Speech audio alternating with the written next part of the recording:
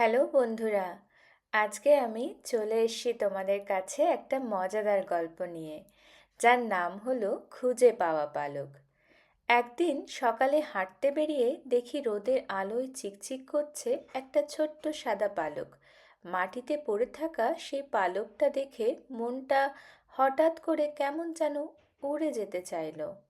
আমি সেটিকে হাতে তুলে নিলাম। মনে হলো যেন আকাশ থেকে পড়ে আসা কোনো স্বপ্ন আমি ধরে ফেলেছি। পালক মানে পাখির সঙ্গে এক অদ্ভুত সম্পর্ক, উড়ে যাওয়া স্বাধীনতা, মুক্ত বাতাসের স্পর্শ। সেই পালকটি ছিল ছোট্ট হলেও তার মধ্যে লুকিয়ে ছিল অনেক বড় মানে। মনে হচ্ছিল এটি যেন প্রকৃতির পাঠানো কোনো বার্তা, তুমি পারো, উঠতে শিখো। আমি সেই পালকটিকে একটি বইয়ের পাতায় রেখে দিয়েছিলাম, কিন্তু তা শুধু একটি বস্তু হয়ে থাকেনি।